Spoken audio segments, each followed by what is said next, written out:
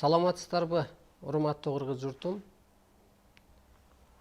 Кыргыз улуу, кыргыз ыйык. Ошо жаңы доордо биз адамды пенде деп кабыл албай, ошо периште деп кабыл алышыбыз керек. Ошо кул деп, Кудайдын кулу деп кабыл албай, Кудайдын ушул улуусу деп кабыл алышыбыз керек. Кыргызды ушундай таанышыбыз керек. Буга ушул ааламдык илим, ааламдык сабак өзү далил болуп берет. Ошондуктан ушу өлбөй жашоо үчүн дагы жаңы доордо адамзатты жаратып жаша дейт. Бою дейт. Анысы кандай, урматтуу улуу журтум, сиздер улуусуздар. Сиздер кыргыз бул эл эмес, бул журт, из, 40 из. Баягы журт деген эски бир журтты айтат го, баланчаны. Мисалы биз Аскар атанын журту деп койчу элек. Ана биз өзүбүздүн конушка кондук деп, журтка кондук деп. Анысы кандай, ошо кыргыз адамзат үчүн журт. Арбайлар үчүн журт. Арбайлар келип ушу мына ата жолу ошо кыргыз журтунда болуп атпайбы? Ааламдан билдирүүлүү ушул кыргыз элине чыгып атпайбы? Журт, ошо арбайлар келип кончу, ааламдык күчтөр келип кончу. Ошо журт кыргыз. Кыргызды улут дебе. Улутка кошконго болбойт. Себеби булар улуу күч. Сыпат эле. Кыргыздын сыпаты асмандагы алып кара куш деп берилет. Ажыдар, жолборс, кабылан деп берилет. Караңыз, сыпаты. Бака эмес ал. Балык эмес. Жөлөмө күчтөрү деле ошол. Кайра ошол кабылан, жолборс, ажыдар болуп атпайбы? Кыят деген. Мына, ошентип кыргыз улут эмес, ал улуу күч. Кыргыз пенде эмес, ал периште. Кыргызды бир адамга салыштырганга болбойт, ал арбай. Ошондой сыпат бар. Ошо периштелик сыпат, арбайлык сыпат, улуулук сыпат. Ушуну өзүбүз таанышыбыз керек. Мен киммин деп жашаш керек жаңы доордо. Мен улуу энергиянын ээсимин. Мен арбайдай энергиянын ээсимин. Кудайдай энергиянын ээсимин. Менде ошо сыпат бар, менде ошо мүнөз бар, ошо калыстык бар. Мисалга сиз ушинтип жашашыңыз керек. Менде ошо сыпат болуш керек, менде ошо кайтпастык болуш керек. Мен чыныгы дүйнөнүн ээсимин, мен бул дүйнөгө чындыкты орноткону келдим деп. Ошондуктан бул жасалабы? О, жасалат. Адам өзүн тааныйт. Же болбосо кыргыз жарата билген, жасай билген, боёй билген, жомоктоштура билген. Арыстаным деп, кабыланым деп, кайтпасым деп, баатырым деп. Кээ бир сөздү ошо дин өкүлдөрү айтып атат. Араб сөзүнөн алыныптыр кыргыз сөз деп. Жок, андай эмес. Тетирче кыргыз сөзүнөн, тилинен көп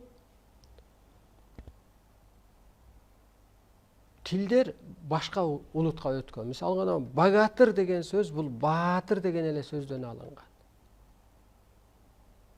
Же болбосо ааламдан берилет. Кыргыз эчак эле дүйнө элине таркап кеткен дейт да. А далили ошондуктан кыргыздын уңгу сөздөрү дүйнөдө көп. Мына Украинада кайтпас кандай бир кыргыз журтунан кийинки сыпатты ошо кыргызга окшоп кеткен. Мындай эле турган жанагы площадь Майдан деп айтылып атпайбы? Кыргыздын атына окшош спецназдын аты Айдар болуп атпайбы? Мына караңыз. Ошондуктан кыргыз дүйнөгө чак эле таркап кеткен. Мүмкүн улуту түсү өзгөргөн менен оңгу сөздөрү. Оңгу сөз эме ойдон сөз чыккандан кийин демек энергетикасы, генетикасы, физикалык кандай бир түзүлүшү, ой жоорусу ошол кыргыз бойдон калган. Эми ошолор ойгонот. Дүйнөдө кыргыздар башка улуттар, бирок теги түбү Каны сүйүүгө кыргыздар эми ойгонот.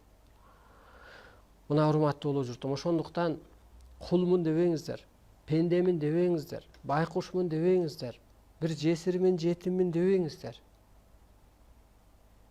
Ушу жерде бир тууган жоюлат деп берилет. Бир тууган менен бир тууган мамилеси келишпей баштайт, душмандашып баштайт, жаңы көңүлү калып баштайт. Анда эмне болот эми бир туугандан жакын эмне бар дегенде, сенин бир тууганың ааламда. Же болбосо ушу жерде бириңди бириң жаман жакшы дешпегиле. Ар бир адамдын ааламда рухуну бар, оорду бар арбайынын, жанынын оорду ааламда. Ошого карап мамиле кыл дейт. Ошондуктан кыргыз улуу экен, ошол улутка бөлбөгөнү, динге бөлбөгөнү, жыныска бөлбөгөнү, жаман жакшыга бөлбөгөнү, жөн эле жаны бар деп эле мамиле кылып келгени ушул улуулук түшүнүгүндө. Ошон үчүн бул кыргыз күнбаш болгон деп айтсак болот. Күнбаш деген бул кара куш мээси 100% иштеген деген сөз. Мына ошентип отуруп биз кыргызды ар кырынан айтып таанытам. Жакырчылыктан Арстан Алай жакшы сөз менен чыгарат делет. Ошо жан дүйнөнүн жакырынан, аң сезиминин жакырынан. Деги эле могу турмуштун, деги эле мындай жетишпестик, жана ошо каражаттын да жакырынан Арстан Алай жакшы сөз менен чыгарат. Кантип дегенде, сиздин касиетиңиз болбогондуктан каражат жукпай атат. Каражат болбой атат. Сизге касиет конгондо эле каражат болгон атат.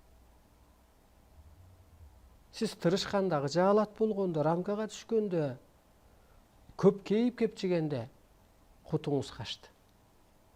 Бир күн уруш болгон жерде 40 күн периште качат дегенде. А бул боштондукта, ааламдык илимде өскөндө каражат, касиет, кут, ырыскы кайтып келет.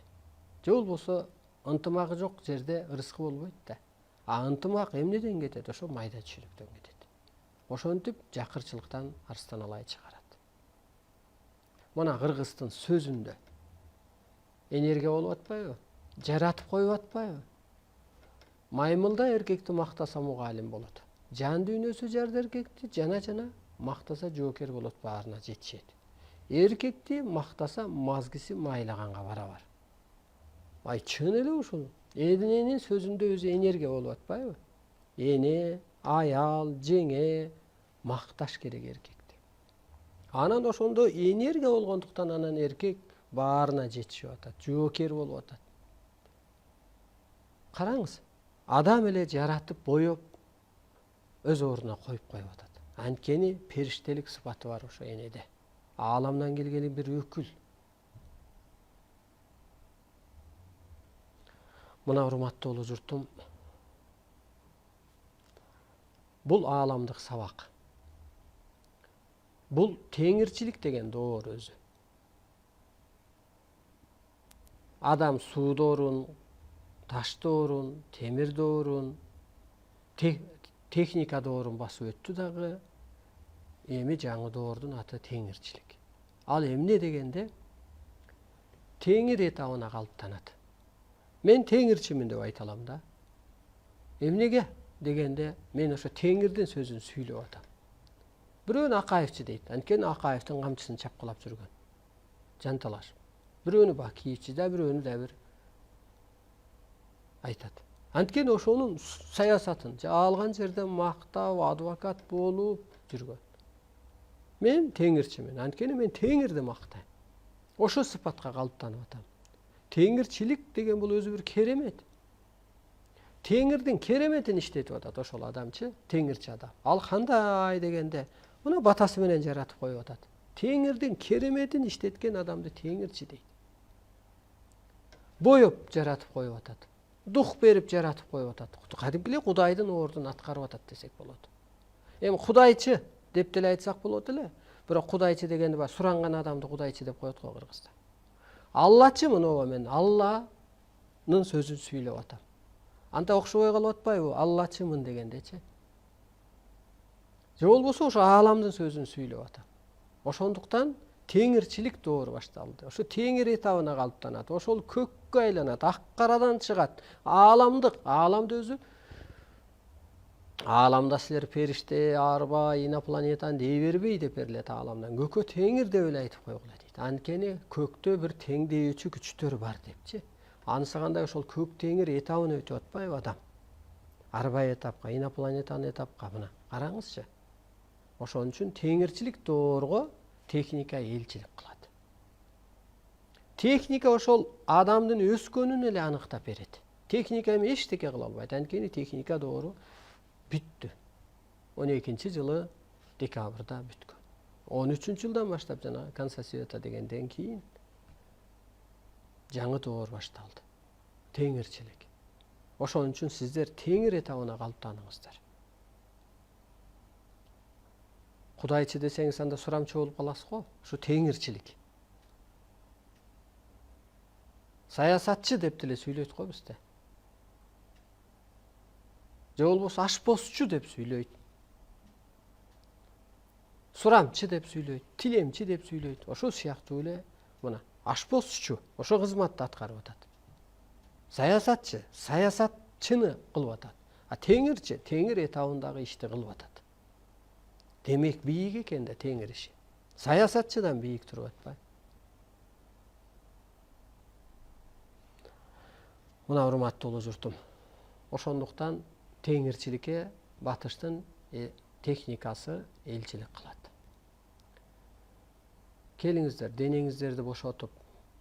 Эң биринчи методика денеңиздерди бошотуңуздар. Эмнеге бошотом дегенде, өлүм сырын тап, өлбөстүк адамзатты өткөр деп берилет ааламда. Анан ошо ойлонсом, өлүм бул кысылуудан, адам кысып алганда кыжаалатчылыктан келген. Мына окумуштууларга далилдеген го, ушу адамдын жүрөгү 12 тонналык бир күчү бар экен депчи. Мисалы 12 тонналык домкрат 12 тоннаны көтөрөт. Мисалга жеңил машиненики бир 5 атмосферага үйлөнсө дөңгөлөгү, оор машиненики 10 атмосферада үйлөнүш керек. Караңыз, кичик машиненикин чоңдугун үйлөй албайт демек. Ошо сыяктуу биздин жүрөк билинбеген менен ошончо тээп аткан болсо, кысылганда да, нервибиз кысылганда дагы билинбеген менен ошончо нерсени кармап коет. Аң сезимибиз жабыркайт. Ошондуктан эң биринчи боштондукка чыгыңыздар. Эски түшүнүүңүздөрдөн чыгыңыздар. Кыска, эски өмүр, пендечилик. Бул күнүгө ушак, уруш, арамчылык, жаманчылык, жаман сөз, уят иш, уруш, талаш. Ошол ойду токтотсоң, анан сен улуулукка калыптанасың. Сен пендечиликти ойлой берсең, сенин энергияң кетип калат. Ошон үчүн денеңизди бошотуңуз. Оюңуз токтосун. Улуулукту ойлоңуз. Денеңизди бошоткондо энергия жайгашат. Же болбосо ушу оорукчан адамдар бизге келип эмнеге айыгат дегенде, ичиндеги энергия менен сырткы тело жуурулуша албай аткан. Денеңизди бошоткондо баягы суу барып көкчөп чыпкандай жапжашыл болуп гүлдөгөндөй жер гүлдөйт, өз ордуна келет. Же кыш болбойт ички жан дүйнөңүздө. Сиз кысылып алсаңыз, суу барбай күн тийип, күйүп кеткендей ар кайсы организмиңиз энергия тээп баштайт. Ошондуктан өлүмдөн кутулуунун дагы жолу ушу боштондук. Аң сезимди бийиктетүү дагы бул боштондук. Денеңизди бошотуңуз. Боштондук десе анан үй бүлөңүз тыштап ишке чыгып кетпеңиз. Боштондук бул денеңизди эле бошотуңуз. Эски пендечилик түшүнүүңүздөн чыгыңыз. Аалам боштондукта да өзү. Мына шамал бир жерде болот, бирде болбойт. Боштондукта каалаган жерде, куюм бир жерде болот, бир жерде болбойт. Боштондукта болгон үчүн ошо айланат. Сиз арбайсыз да, сиз улуусуз да. Көр пендечиликтен боштондукка чыгыңыз. Көрө албастыктан, ичитардан, динден, байлык бийлик дегенден, кысылуудан, кыжаалатчылыктан боштондукка чыгыңыз. Бош кармаңыз. Ыстрахтан, ар кандай бир коркунучтан. Мына кыргыздын сыпат асмандагы алып кара куш экен. Алып кара кушта коркунуч жок да. Аны тепкен, жеген, чаккан эчтеке жок. Ал ар дайым боштондук жашайт, ошон үчүн жанагы 300 жыл жашайт экен, 500 жыл жашайт экен деген ошол. Каалаган убакта каалаганды илип жеп атпайбы? Анысы кандай сиз да алып кара кушсуз. Сиз ааламдык бир керемет күчсүз. Сизге эч ким жолтоо боло албайт. Сиз чыгыңызчы. Эртең не болот деген страх сиздин ден соолукту жеп койду. Тигиш не болот деген эле жеп койду сиздин ден соолугуңузду. Энергияңызды, касиетиңизди качырды. Боштондукта болуңуздар ошондо. Же болбосо мына жаныбардын королу лев, арстан. 24 сааттын 20 саат эс алат экен. Денесин бошотуп, ойноп, уктап дегендей 4 саат эле бир курсак тойгузчу. Ал чыкса эле бойду алат да. Анысы кандай кыргыз боштондукта жашаган ушул болуп атпайбы? Ошо страх. А башка жаныбар курсагын тойгуза албай чуркап жүрүп бүт энергиясын кетирет. Азыр да биз ошого окшоп калдык да, бир курсак тойгуза албай эле чуркап жүрүп бүт энергиябызды кетирип алдык. Боштондукка чыксаңыз, качкан касиетиңиз келет өзүңүзгө. Боштондукка чыксаңыз, сиздин мозгиңиз иштейт, анткени кысып алгансыз да. Жүзүңүз нурданат, жашарасыз, агарасыз. Жолуңуз ачылат, денеңиздерди бош кармаңыздар. Ушу эфир убагында энергия өтөт. Аалам күчтөрү кызматта болот. Нурдантат, кубултат, касиет жайгаштырат, тазалайт, айыктырат. Мына энергиялуу адам катары.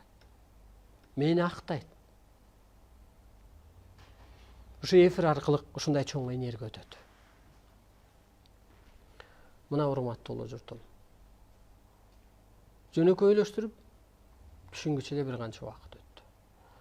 Мен ушу бүгүн чындык жөнүндө сүйлөп бергем келип атат. Буга чейин да сүйлөгөм, бирок дагы бир башка кырларын түшүндүргөм келип атат. Чындык үчүн адам жашаш керек өзү. Ооба чындык. Есть там правда. Ты правду скажи. Это правда чындык. Акыры чындык жеңет деп коет го кыргызда деле. Чындык өзү Кудай. Чындык кайда? Чындык ааламда. Улуу чындык. Бул Кудай. Улуу чындык. Бул Кудай. Кайда ал? Ааламда. Ал көрдө эмес. Жаның кайдан келди? Ааламдан. Чындыктан келди. Кайда кетет? Чындыкка кетет. Кыргыз кайдан келген? Ааламдан келген. Чыныгы дүйнөдөн келген. Бул дүйнөгө чыныгы мыйзамдарды киргизгени келген. Ошо ааламдан келгендей сыпат кыргызда болгон. Калыс, тегиз, кайтпас, жаратуучу, мээримдүү, сөзгө турган, сөзгө сынган, сатпаган, чындык үчүн өлүмдү качырган. Мына. Азыр биз кайда өсүшүбүз керек? Чындык көрдө деп. Көрдүгө өсүшүбүз керекпи? Көрдө чындык жок. Ааламды карай өсүшүбүз керек. Алла кайда? Ааламда да, көрдө эмес да. Урматтуу улуу журт. Кел чындык табалы. Кайра? Чөп көрдүгөстө өсүп аткан жок. Ёлка көрдүгөстө өсүп аткан жок.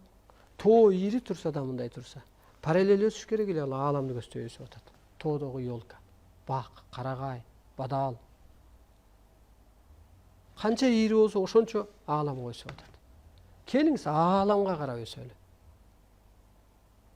Көргө өспөгүлө, көрдө бейиш жок, көрдө тозок жок, урматтуу улуу журт. Көр пендечиликке өспө, ааламга, чындыкка карап өсөлү.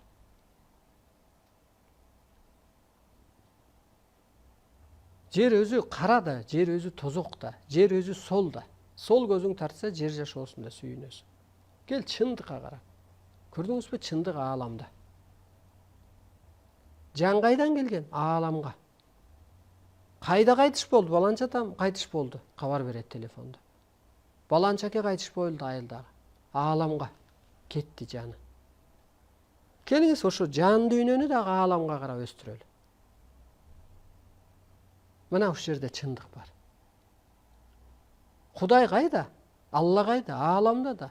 Ааламды карайт го. Мына телескопа жерге түшсө, бир орус аял сурап атат. Дочка, ты не видела Бога дейт да. Космоско учуп барып келсе бир Кудайды көрүп келди дегендей түшүнүк болуп атат. Кызым, сен Кудайды көргөн жоксуңбу деп атат. Карасаңыз. Кел ааламга карап өсөлү. Жан дүйнөнү ааламга калыптандыралы. Ааламдык түшүнүк өтөлү. Ааламдык сыпатка калыптаналы. Ааламдан издейли чындыкты, жерде эмес. Жерде жалган, жерде тозок, төнгө уруш. Жерде кор, тозок жашоому тирүүлөй жердеги жашоо. Азыр ошо бейиш жашоого өт деген эле ошо. Жерде эле сен чындыкты орнот, чындыкты сүйлө, чыныгы жаша. Чындыкты таап бербейди, чындык кайда? Ошон үчүн анан ааламдан илим түшүп атпайбы? Мына. Ааламдан түш берилип атат да, көрдөн берилген жок да. Күлкүн келтирет да, өткөндө жөнөтүп коет эми WhatsAppка. Мухаммед пайгамбар түш көрүптүр дейт да. Ооба, ой, Мухаммед пайгамбарды Арабияда бир бала деген киши түш көрүптүр дейт. Ал түшүндө адамзат бузулду дептир, аялдар ыймансыз болуп калды дептир дейт. Ал көрдө жатып алып түш берген жокту, урматтуу улуу журт. Ал жоктур, ал сөпөт болгондо сөөк канча жыл болду. Жок, ал жок. Көрдөн кантип анан байланыш берет адамга. Пайгамбар кантип көрдө жатып, көрдүңүзбү чындык ааламда. Ошондуктан кыргыз ааламдан келген өкүл деп атканыбыз ошол болуп атат да. Ошон үчүн кыргызда чыныгы сыпат болуш керек депчи. Ошо чыныгы күчтөрдөй сыпат болгон депчи. Чындыкты сүйлөгөн, ай жалган айтканды сага ким үйрөткөн деп кейиген да. Кичинекей бала жалган айтса, ким үйрөттү сага калп айтканды деп. Биз болсо бүгүн калп айтып атабыз, анан калптын казаны кайнабайт дегендей жалганчылык айтылган жерде жакыр жашоо болуп атат. Баштагы адамдарыбыз калп айтып атпайбы, саясатчылар жеп, ичип алып, жок депчи мисалга. Ошон үчүн бул ааламдашуу убагында ааламдык түшүнүктөгү адам башчы болбосо оңолбойт бул кыргыз журту. Же болбосо ааламдык түшүнүккө кыргыз журту өтпөсө оңолбойт. Кел чындыкты кайдан издейбиз? Мына көрдүңүзбү ааламда.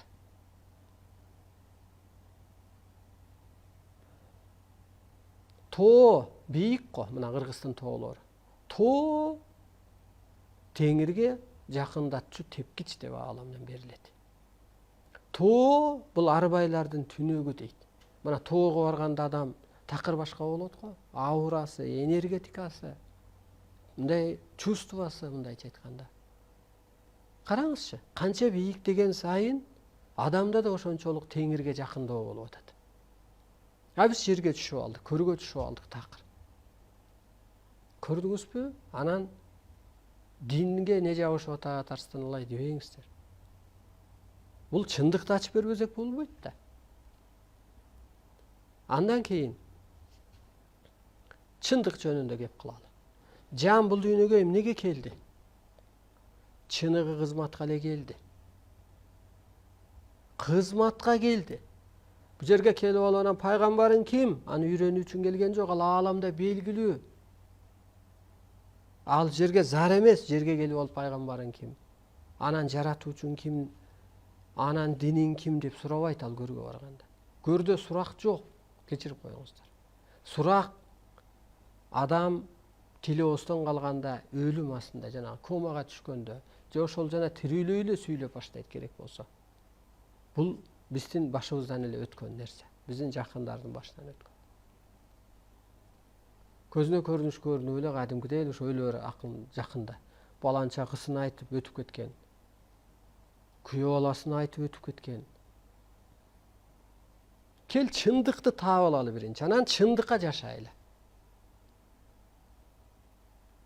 Жан бул дүйнөгө кызматка келет. Далил, мына кыргыз журтуна көзүңөргө сайып көрсөтүп атат. Бүбү Мариям апаны, ал жасты сен талаша бер, сен акылың менен талашып атасың. Аны Бүбү Мариям апа акылынан чыгарып жазган жок. Ал акын эмес. Ал ааламда бергенди гана жазды, тарыхты жазды. Күнөөлөсөң сен ошо арбайдагы жайсаң атаны же жана башка адамды күнөөлөп ал. Жанды, арбайды. Сен күнөөлөй албайсың. Анткени арбай чындык, аалам чындык. Мына ошол эжени караңыз. Ойлонуп көрсөм, биринчи турмушунан ажыратты. Аян байланыш алгыча жумгалды. Анан кичине дарымчылык кылды. Дарылап баштады, табыпчылык кылды. Анан бирөө суроо кылды. Бүймайрам, сен байланыш аласың. Дегиле Манастын производители ким экен сурап көрчү деди. Бир мындай чыгарчыган адам бар да, ошо адам аябай акылдуу экен деп ойлойм. Биздин оюбузга келбейт эле. Анан ушу трансындабы, мындайча айтканда, байланышындабы анан сураса, лето цифра деп койду. Лето жай, цифра сан. Өзү орус тилде мугалим болгон. Ошентип отуруп анан жайсаң ата көрүндү. Азыр урматы бар, сыйы бар, арбайлардын астында ак кызматын кылды. Кыргыздын жүзүнүн астында ак, адамзатка бир иш калтырып кетти ак. Кана, эгер Кудайга ошо үй керек болсо, Кудайга бир аял эркек төртөө керек эмес го ага. Төртөөгө 4 энергияң кетип атпайбы мисалга. Көрдүңүзбү, ажыратты. Эргешбай атаны ойлоп көрсөм дагы. Кемпири жок.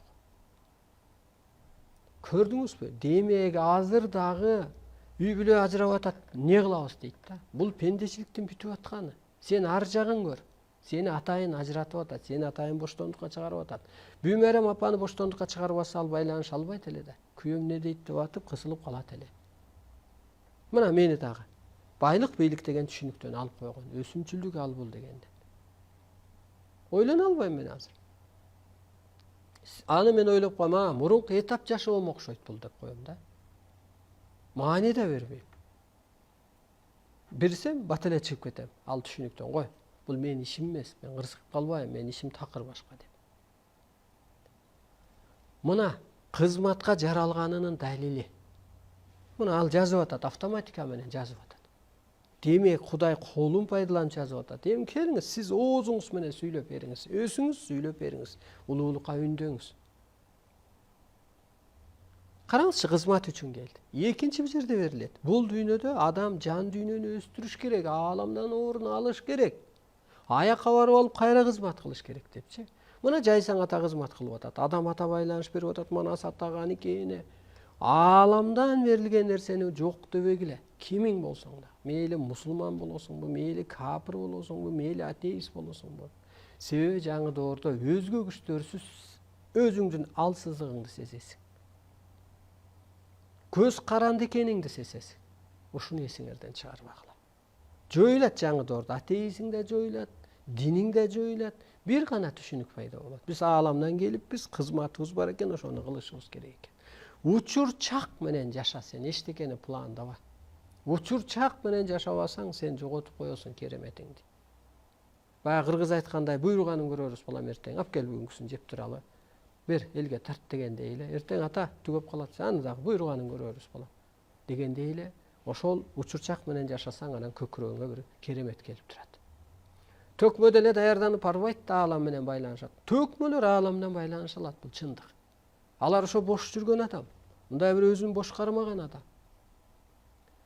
Ал ошол моментте сиздин көйнөңүздү карап, анан сөз таап, анан көкүрөгүңүздү карап сөз таап, анан ушинтип атпайбы мына. Учурчак менен. Анан ушу арткы эволюцияга байланып алган адамдардай аяктан чык, доор башка, 50 жылда эл жаңы дейт, 100 жылда жер жаңы дейт, андан бери канча кылым өттү деп атканыбыз ошол.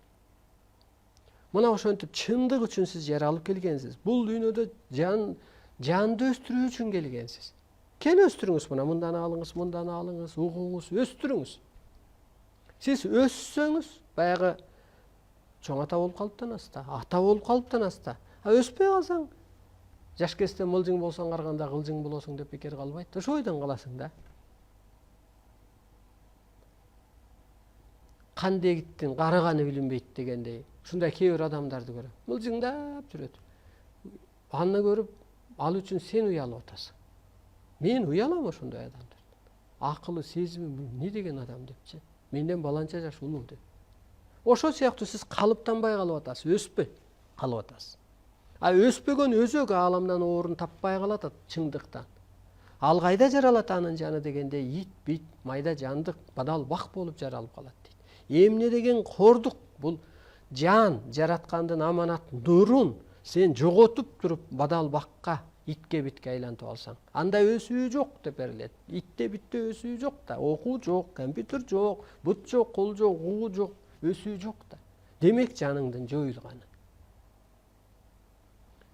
Аманат нурду жокко чыгардың сен. Кел өс, өйдөлө. Ааламга өс сен. Ааламдык сыпатка, арбайлык сыпатка, периштелик сыпатка өс деп атканыбыз. Анан ошол сыпат башатта болгон. Башатта адам жаратуучу болгон. Жаратуучулуктун жоготкондон анан пендеге айланган дегенде, мына могу сүрөттөгүдөй анан Кудайдай сыпат болгон. Кечиримдүү, касиеттүү, тегиз, тең. Арбайдай сыпат болгон. Инопланетада периште деп айтылат. Периштедей сыпат болгон. Жок эле дегенде адамдык сыпат болгон. Анан биз андан ылдый түшүп кеттик. Тетирисинче азыр өйдө чыгуу эмес. Караш керек биз кайдан келгенбиз деп. Ааламдан эле ошо сыпат болгон, ошо менен келгенбиз.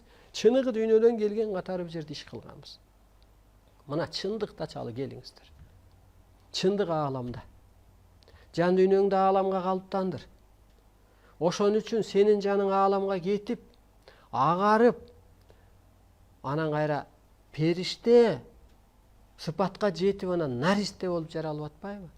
Наристени периште деп коет го. Наристе периштеси, периштеси сүйлөтүп атат деп. Анан пендеге айланып алдык. Анан аябай өстүкпү, өйдөлөдүк, бир ортого жеттикпи, анан жаныбыз айланып келип аткан ошол. Ошондуктан жан чындык, урматтуулуу журтум. Жан деген бул арбак, арбай чындык, аалам кайра. Аалам эмнеден куралган? Жерде жашап өткөн адамдардын курулуну. Жана периште деген эле ошо жерде жашап өткөн адамдын руху. Эгер дин боюнча алсак, эгер кыргызчылык боюнча алган болсок, арбай дагы ошол ааламдагы, инопланетандагы периште да жерде жашап өткөн адамдын рухунан түптөлгөн. Чындык ааламда, чындык көрдө эмес. Чындык каражатта, саясатта эмес. А жер жалган, ал алдамчылык. Ошон үчүн кыргыз ага маани бере албай, ошол жолун таба албай аткан ошол. Кыргыз эми жолун таптı деп берилет ааламда. Себеби ааламдык кызматын билгенден анан жолун табат. Мисалга, уста өзүнүн устачылыгы менен рахаттанат. Айдоочу өзүнүн айдоочулугу менен рахаттанат. Машинесинин айнегин сүрүп, шыпырынып, бир жерлерин майлап, айланып карап, рахаттанып дегендей. Уста жасап алганына рахаттанып, малчы ошо малын карап рахаттанып, анысы кандай да ошо кыргыз ааламдан келген өкүл экенин билип, ааламда ушул адамзатты өткөрөрүн билип, анан ошо менен жолун тапты. Ошо менен рахаттанат, эми ошо менен кор болбойт. Ошол касиетине жараша анан каражаты болот. Касиетине жараша ошо улуулук сыпаты болот, улуу рызкысы болот. Кыргыз эми өз ордун тапты.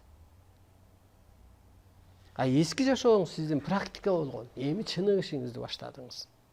Мына чындыкты келиңиздер. Чындык кайда экен? Ааламда. Алла ааламдабы? Арбай ааламдабы?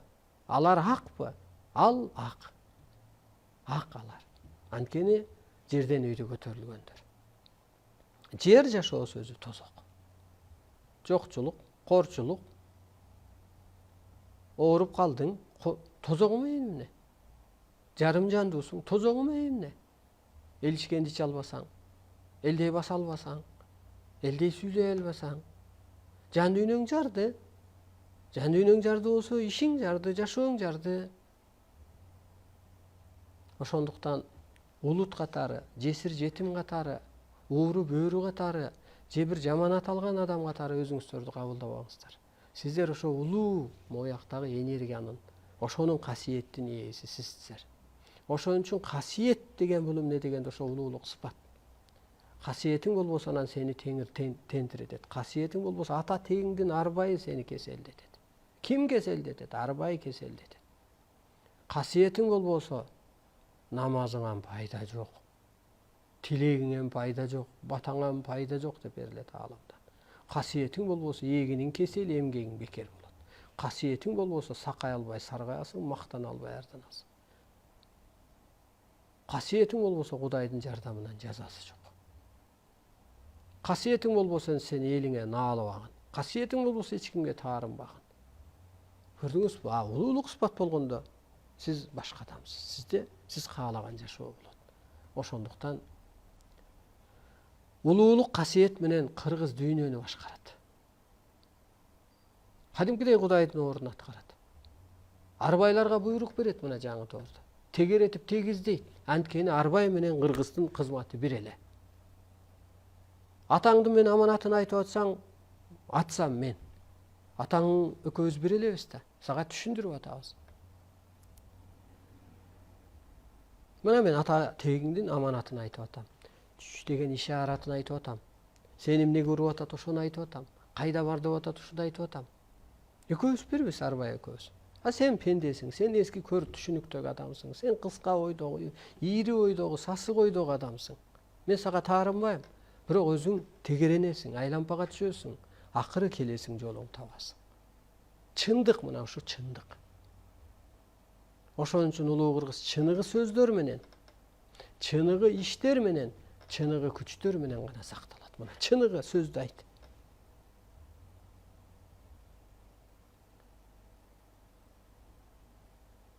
Чыныгы иштерди кыл. Мына чыныгы иш бул. Ааламдык иш.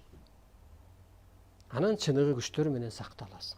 Сен жалган прокуроруң менен, түсүп алган партияң менен сакталбайсың. Ал сага азап алып келет.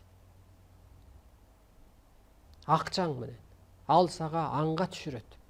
Ааламдан так берилет. Сен чыныгы күчтөр менен гана сакталасың. Чыныгы күчтөр кимди жакшы көрөт? Ошо акты, тагдырын тапшырганды. Ошо чыныгы адамды жакшы көрөт. Ошон үчүн кыргыз чыныгы адам деп берилет ааламдан. Чыныгы адамдар чыныгы дүйнөнүн мыйзамын киргизет. Ошол закон менен жашайт бул жаңы доордо. Ошон үчүн жалган дүйнөнүн мыйзамдары, саясаты, каражаты кор болуп жок болуп кетет. Кыргыз башат деле таянган ата тег арбай болгон. Таянган эле. Койчу балам, ага теңелбечи. Кудай арбакка койдук деп койгон. Кандай жеңилдеп кетти. Аны менен атышып, аны менен соттошпой эле. Экинчиден сен Кудай арбайга ишеним бердиң. Алар каалагандай тескейт. Алар жомоктоштуруп, чындыкка жакындатып тескейт. Түшүн бусуп, ишин бусуп, ичине оору буйруп, алар башкача тескейт. Ал сенден күнөө да көрө албайт ал адам. Таянганыбыз мына ата тег арбай. Анан эми аны жок десең, анда сен эмнеге таянабыз, кайсыга? Алла, маселе жок, Алла бар. Алла бирок үлгүрбөйт го сени. Сурансаң бербей атса, тиленсең бербей атса. Мен той өткөрдүм. Атам деле бар, ооба. Агаларым бар, жеңелерим бар, таякелерим бар. Баары чуркап жүрөт. Кимдин кызмат көбүрөөк кылды? Жеңелерим, байкелерим. Мен ошолорго рахмат айтам, атама да рахмат айтам. Анан атам деп койсом эркелердин көңүлү муздайт го. Бир эле атам тейлеп бере албайт го анча тойду. Анысы кандай деле, аалам деле, жалгыз Алла тейлебейт. 7 катар аалам тейлейт. Алар арбайлар, алар периштелер. Биздин таянаарыбыз ушул. Ата тегиң арбайың асманда карап турат, ала тоң аркаңда тосуп турат. Топ будай кыргыз күтүп турат. Качан заман оңолот? Бул бийликтегилер качан оңдойт деп. Ошондуктан бийликтегилер кайбили менен кабардар болуп койгула. Болбосо адашып каласыңар, анга түшүп каласыңар. Куттуу ордуңардан кубалап коет бул арбайлар. Заматта уюштуруп коет. 87 баланын арбайы семирип алыптыр деп берилет ааламдан. Арыстан алай өкүрүп койсо эле өзүбүз бүтүрөбүз деп. Башчы кылып атат деп берилет ааламдан. Көрдүңүзбү? Мына, үйүндө сен өйдөгө. Ой, жаның кайда барат? Ааламга кел. Ааламга жаның барганда бир тоголок кашыңды же бир тоголок бир тыйыныңды ала кетпей атпайбы? Ал только сенин актыгыңды алып кетип атат. Бир жанын ит деле багат. Ошо бир жан бага албай ааламга барганда же ошол өлүм астында сыноодон эмне деп айтам? Кара жанымды бага албай карындашымды алдадым дейинби? кара ишке бардым дейинби? Ошондуктан каралар жоюлат бул доордо. Өлүм болот, өтө көп болот, ылгоо болот, актар гана жашап калат. Ар жагынан таза адамдар, ошо карапайым кыргыз сакталып калат деп берилет ааламда. Эч бир мамлекетке саясатын таңуулаган жок кыргызчы. Каркыра жайлоосун басып алган жок, үсөн кугушун тартып алган жок. Же ар кандай пулуна дайындап келип бир саясатын киргизген жок. Ошондуктан кыргыз ак деп берилет. Өткөндө бир эже суроо кылган экен, ошо кыздарга аябай кубанып калдым. Мен ушу балдарды ууру кылба деп, жакшы жүр, Кудай берет деп, ушинтип тарбияладым эле депчи, кыргызча тарбияладым эле. Кийин ойлоп калчумун дептир. Ай, ошол мындай элдей сен тыңыраак болсоң боло. Элиң түлкү болсо, түлкү болсоң боло деп тарбияласам болмок экен. Силердин сөзүңөрдөн кийин кубандым депчи. Чын эле чындыкка тарбиялаптыр ошо эжекечи. Ошондуктан алба, бирөөнүн окаты ал, бирөөнүн рызкысы буйрубайт. Менин жолумду бирөө байлап коюптур дейт да магачы. Сенин жолуңду эч ким бууган жок. Сен өз жолуңду өзүң буудуң. Көпчүлүк убакытта. Эмнеге дегенде, сен бирөөгө кыянаттык кылсаң, анын ата теги арбай сага кыянаттык кылып коет. Сенин жолуң буулат. Мындан ары эч кимдин жаман ою, кара ою эч кимге таасир этпей талкаланат. Караңыз, ак болсо тез жетет. Ушу өзгөрсө экен, өссө экен, өйдөлөсө экен, өзүндө аныса экен деген ал агыш.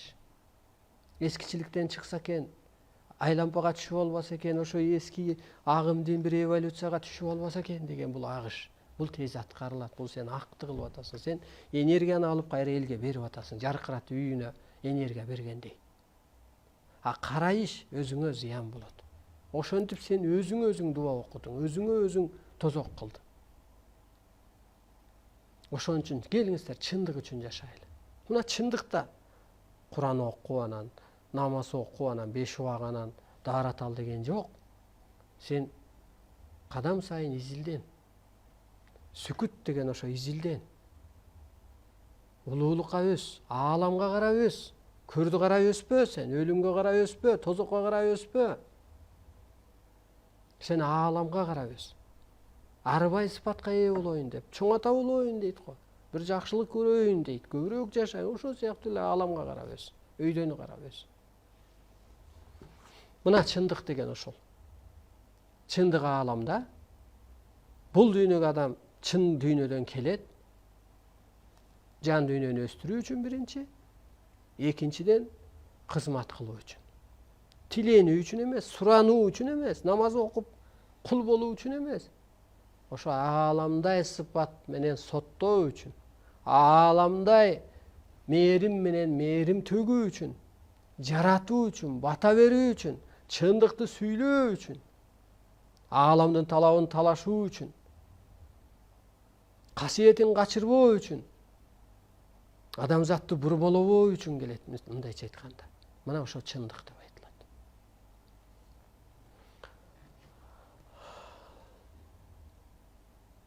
Мына урматтуу журтум. Келиңиздер, жаныңар асманга барат. Кел өсөлү. Эриң кетсе деле келчи. Касиетиң учса деле келчи. Бар башка багыт жок. Бул Кудайдын талабы, сунушу, тапшырмасы. Көккө айлан деп атат. Ал саясатчыга айлан деп аткан жок.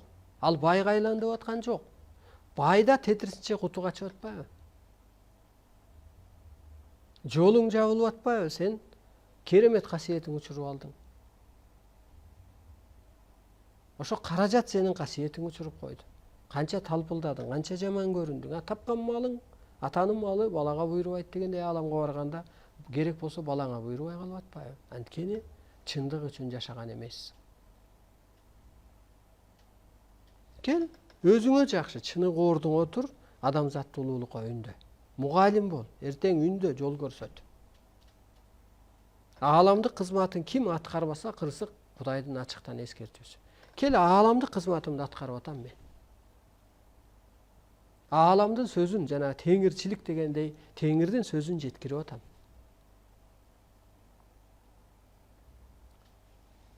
Улуулукка үндөп атам, өстүрүп атам. Бул ааламдык кызмат да, бул окумуштуулук кызмат эмес, бул ашпозчулук кызмат эмес, бул саясатчылык кызмат эмес. Бул адаштыруу кызмат эмес. Келиңиз ошо ааламдык кызматыбызды кылалы. Анткени жан, энергия келди, ал ааламдан келди. Ошон үчүн ар адамды кийип атат.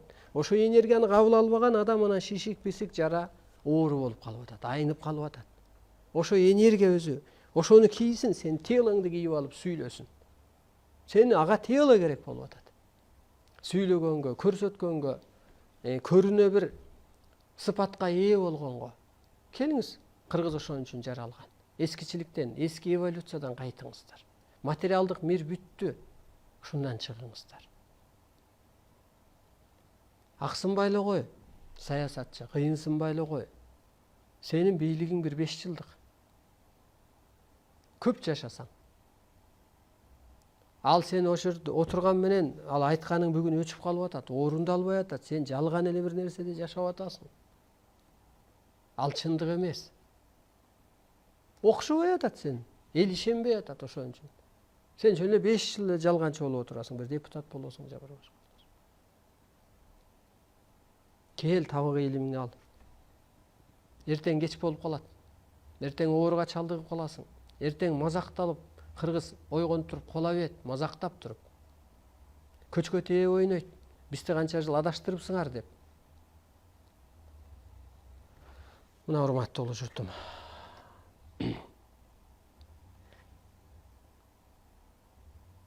Суроолорго жооп кылалы. Намаз окубай эле жүрө берсе болобу? Наркы дүйдөн сурака эмне дейсиз? Наркы дүйнөдө сурак жок, бул дүйнөдө сурак бар. Намаз окубай эле кой бул жаңы доордо. Урматтуу улуу журтум, мага бирөө чалат, абдан жакшы киши, мен билем. Атын унутуп атам, ошо экенин. Өзү динди аябай жакшы өздөштүргөн, намаз окуйт. Айтып атат, сен ошо Куранды эле кыргызча айтып берип атасың, жаман таң калып атам дейт. Мен аябай көп илимдүү да. Бир гана эле жер ошо намаз окубай эле койчу деп айтпай эле койчу дейт да. Ай сен намазың менен простатит, цистит болуп атасың. Убактың ошого кетип калып атат. Сен эскичиликтен чыга албай атпайсыңбы? Сыйыны доору бүтүп атпайбы? Сен сыйкыр касиетке, арбайга сен сыйынба, тетиринчи иштет, ааламга сен сыйынба, тетиринчи ордуна отур. Анан кантип окуш керек? Анда бурбалап коем да, мен да майла окуй берсеңер десем. Мен да окугам, мен тыштагам, өлбөй эле жүрөм. Кырсыкпай эле, уктап калбай эле жүрөм. Тетиринчи боштондукта жүрөм. Кыжаалат болуп анан эртең менен анан таттуу уйкуда усулбай эле. Мээме салып эле. Бул чындык. Теңирчилик менен мусулманчылыктын айырмасы башка. Кандай дейт? Сиз эми аябай артта болуп атасыз. Мен эски теңирчиликти түшүнбөйт экенмин. Теңирчилик деген ошол теңир этабына өтүү деп түшүндүрүп атам. Ошондой бир керемет касиетке ээ болуу. Анын астында мусулманның бир тыйын болуп атпайбы? Айланайын урматтуу улуу журт. Мына мен энергия өткөрүп атам. Мен улуулукту сүйлөп атам. Ошо сыпатка жетип, сен жаратуучу болуп калсаң, сен ошондой улуу күчтөрдө бир керемет иштетип калсаң, мусулманчылык эмне болот анын астында? Жок нерсе да. Же саясатың эмне болот анын астында? Жок нерсе да. Сен жөн эле батаң менен, жөн эле энергияң менен сен дүйнөнү тегеретип койгонтасың. Мындайча айтканда багы табият сенден амал программа алып келип дүйнөнүн оорутуп, быгырсыктырып астыңа чөгөйлөтүп келип атат. А сен, адам болгула деп эле шарт окуп жолуна салып атасың. Анын астында мусулманчылыгың, саясатчың, долларың не болуп калды? Жок, ошон үчүн кыргызга бийлик берилип атпайбы? Теңир этабындагыдай этап берип атпайбы? Баягы президент деген башкаргандай эле ошол өйдө жакка отуруп алып анан сен адамзатты энергия касиетиң менен айлантып атпайсың.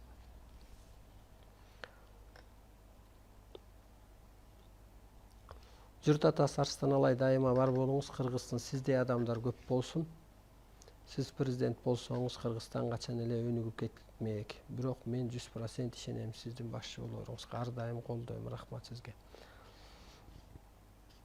Мен үчүн да бул президенттик бир тыйын. Мен аны пир тутпайм. Бул адамзат мен сиз болсоңуз эч ак эле өнүгүп кетмейик дейт. Жок, бул адамзат өзүнүн учур чагы бар. Көзү ачылып, анан жолун табат. Көзү ачылып, анан ордун табат.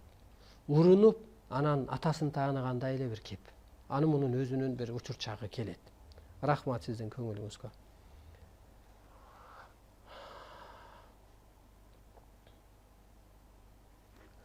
Узун кийип, сакал коюп, узун кийген молдолорго көз карашыңыз кандай? Биздин салтка такыр жарабайт. Кайда салтыбызды, каада салтыбызды кантип сактайбыз? Эми сиздер жаман көрбөңүздөр мусулмандарды. Сакал койгон адамдарды. Сиздер улуусуздар да, сиздер тегиз караңыздар. Анча-мынча элди алдап, ырыскысын жеп, же ууру кылып, көз көрүнө эле мындай бандит болуп, бирөөнү уруштуруп, ушак айтып жүргөнгө караганда Кудайга жакын жүрөт. Бул мусулмандар. Бирок дагы алдыдагы этабы бар экенин билиш керек. Анан бул сакал коюу деле, узун кийим деле барып калат. Себеби өздөрүнүн аң сезиминде дагы, анан коомдо да өнүгүү болгондо бул калат. Бул күндү көрүп коюшубуз керек эле деп түшүнсөңүздөр туура болот. Себеби бир нерсени көрмөйүн, сен мындай караны көрмөйүн ак көрүнбөйт өзүчө. Кинодо деле жаман адам ролду ойносо анан жакшы адамга болейт этип каласың го, мына ушундай нерсе. Дагы бирөө суроо кылыптыр, ошо талак жөнүндө айтып коесузбу? Менин күйөөм талак берди эле, анан кайра жашап атабыз деп. Сенин күйөөң талак берсе, ал апенди деп түшүнсөңүз болот. Нике кайыптан буйрулат. Кудай тараптан буйрулат. Никени сенин күйөөң анан өзүнчө эле талакка түртүп койгон, ал апенди. Кайра жашап атабыз дейт да. Кудайдан кайыптан нике буйрулса, анын берген талагы не болуп кетиптир?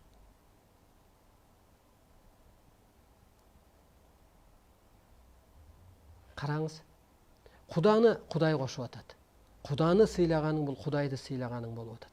Анан бир ордун таппаган, көз карашка алдырган бир апенди аялына талак берип койду. Кана орундалса анда талак орундалбайт беле, ажырашып кетпейт белеңер.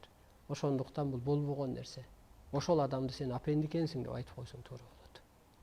Сен кайыптан буйрулган, Кудайдан буйрулган никени сен буза албайт экенсиң деп. Же кайып дүйнө ажыратат, кайыптан ажыратат. Жанын алабы, же жолун адаштырабы ошентет.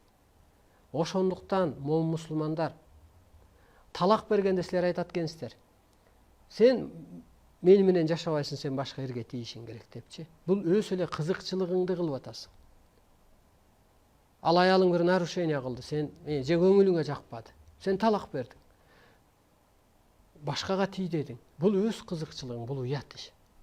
Кел анда минип жүргөн атыңа талак берчи. Ал деле нарушение кылып атпайбы? Тээп атат. Семирип, ойноп атат. Туура эмес жерге заңдап коюп атат. Кел талак бер. Бошотпойм мен багып алайын. Көрдүңбү, аны кыя албайсың. Ал акча турат.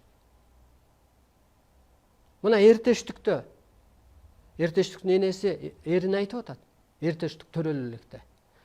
Болгон малды талак кылалы деп атат. Ал эмне дегенде, пендечиликке карабай таштайлы деп атат. Мазар басалы дейт. Талак кылалы, мазар басалы, бала тилейли дейт, сураналы деп атат. Анан ошентип барып анан акыры анан мазарга барганда анан түш берип, алма берип, анан ошондо анан байланыш берилип атат. Тилегиңер кабыл болду деп. Малын талакка чаап кой. Сен анда малыңды талакка чапчы. Машинеңди дөңгөлөгү жарылды, башыңы оорутtu, мотору кармады, тышта талакка алып коесуң башка бир. Көрдүңүзбү? Ошон үчүн мындай кичине мындай акылга, аң сезимге, улуулукка, Кудайга туура келчү ишти кылсаңыздар туура болот. Эмнеге эле эркек талак бериш керек? Сулейман Султанда карындаштары деле талак берип атпайбы? Анын укугу бар, ал калыс, ал ханыша, анын тегиз. Ал ошо саткан күйөөсүн, саткынды, чыккынчыны, коркокту анан талак берип атат. Келиңиз анда уну кээ бир улуу энелер, жеңелер деле сизге талак берсин. Уят бул апендилер кылган иш. Апенди өзү жүзүнө карабайт да, көзгө каранбайт, жүрө берет салпайып.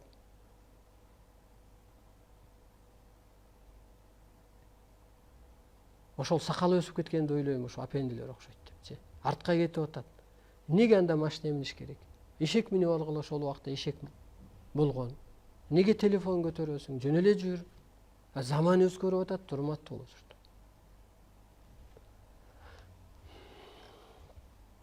Адам эмнеден жаралат? Эми бизге да ушул убакыт чектелүү, урматтуу болуп жүрдүм. Чындыктын жүзүн ушинтип ачып бербесек болбойт. Сен ошо талак берипчи, периштедей болгон балдардын энесинен ажырадың. Баласы жакшы, аны тууган энеси жаманбы? Айланайын, момун мусулман, сен кайда бар айтасың талагың менен? Сенин талагыңан эл чарчап бүттү уже. Кээ бир эне айтып атат. Булар карайсың дейт да. Сайсаң эле 4 катын, 5 катын эле кеп кылат, башка эчтеке ойлоп жүрсүң. Талак балак жөнүндө суроо кыла берсең, чын эле кыргыздын энелери чарчап калды да, көргүсү келбей калды. Өз кызыкчылыгың эле кылып атасың. Талак окусам болобу, анан катын кетирсем болобу. Сен касиетиң учуп кетти ал аял менен кошо. Ал аял үйдүн куту. Сен андайын жакшылык көрбөйсүң. Талаада көрүнгөндүн элесин ээрчип, талаада каласың талтайып. Анан бир күн айланып келесиң. Бирок балдарыңа жаман көрүнүп каласың. Ага тууганыңа, ааламга жаман көрүнүп каласың. Учурбийдиң сен керемет касиетиңди. Ооба кыргыз аял алган, токол алган, бирок турмуштун зарылчылыгынан алган. Ошо көчкөн турмушта жетишпегендиктен алган. Төрөбөсү алган, уруксааты менен алган. Калың берип алган. Анан сен кудайсың жөнүндө талак бере бергидей. Мына сен атыңа талак бер, сен машинаңа талак бер. Кел мен алып алайын, же бирөөгө бер. Бере албайсыңбы? Сен антип аялыңа талак бергенге акың жок. Анткени ааламда нике буйрулган. Күйүп кетесиң, талаада каласың эртең. Оору жугусасың, көчөдө каласың, түрткүнчүк болосуң. Өсүңө жаман. Анткени Кудайдан буйрулган ага сага эгиз энерге келген, сен эгизиңен ажырап атасың. Ошондуктан келин кыздар коркпой эле коюңуздар ал талактан. Ала бир апенди сүйлөй берет. Өзүң кара талаада каласың деп жооп жазып кой ошо талак берсе. Айнып калдың сен, көрүнгөндүн элесин ээрчип калдың деп. Мен жашай берем, мен боштондуктамын деп. Акысы жок анткидей. Мына урматтуу болуп журтум, бизге бөлүнгөн убакыт да соңуна чыкты. Бүгүн темабыз ушу чындык жөнүндө болду. Келиңиздер ушу чыныгы дүйнөгө өсөлү. Ааламга карап өсөлү. Ушу чөпчө, бадал бакча жокпузбу? Бой ааламга карап өсөт го. Жерди карап өспөйт, усундан кетпейт. Ошондуктан ааламга карап, чындыкка карап, арбайга карап, периштеге карап, жан дүйнөнү ушу ааламга карап өстүрүңүздөр. Бул эфир ар жуманын 2-4 күнү болот. YouTube'да Арыстан Алай Кут деп кирсеңиздер болот. Жаңы көрүп аткандар болсо. Эмки эфирде жолукканча жаныңыздар ак, таныңыздар, денеңиздер сак, өзүңүздөр саламатта туруңуздар, көкүрөгүңүздөрдө бейиш байырласын, көкүрөгүңүздөрдө кыштар, муздар, тоңдор кетсин, көкүрөгүңүздөрдө ошо жаз байырласын.